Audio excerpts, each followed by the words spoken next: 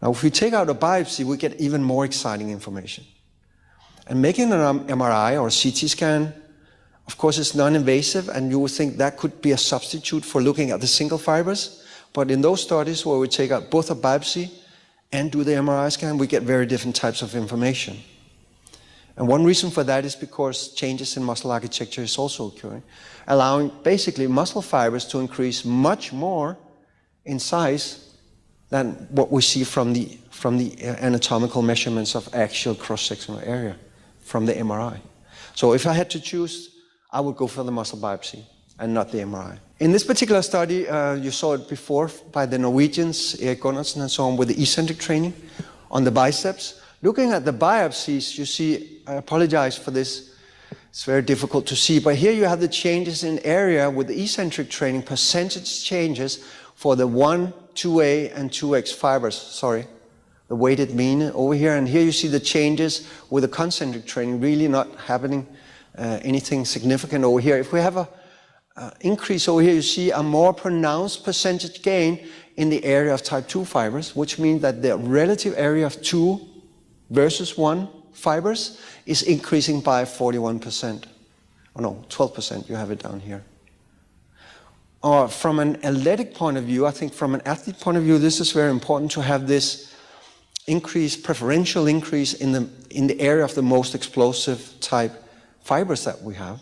And the fact that they are type 2 fibers, still you have to appreciate that this is 2A fibers, so they will also be endurant. They will also have mitochondria, so they will also be fatigue resistant, but they will be powerful and explosive at the same time. So ideally for the most athletes to have that particular increase going on in here.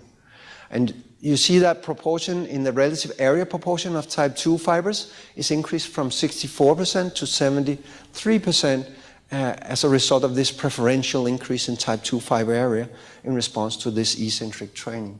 So I think it's quite, from a functional point of view in athletes, quite nice to have this increase in type 2 fiber area in response to maximum eccentric training.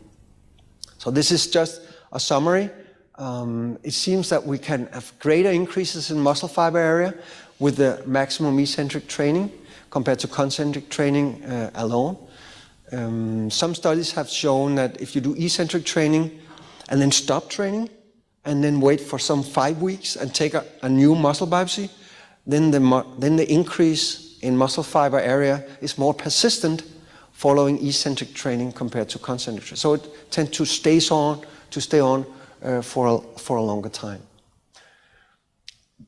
This particular, if you are interested in using this exercise modality, I would like to point your attention to this particular review here. Some years ago it came out, the effects of eccentric versus concentric resistance training on strength and muscle size in healthy adults.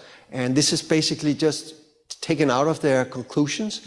So eccentric training at high intensities, more effective in promoting gains in muscle mass, both measured as simply as circumference. You can do that on your athletes if you like, but also using MRI or CT, muscle cross-section area is increased here. They didn't look at muscle biopsy data, but if they had, it would have shown the same trend. And they're also concluding that probably the higher magnitude of adaptation in muscle size with the eccentric training is related to the simply higher loads that are developed during this type of exercise modality compared to the conventional types of training.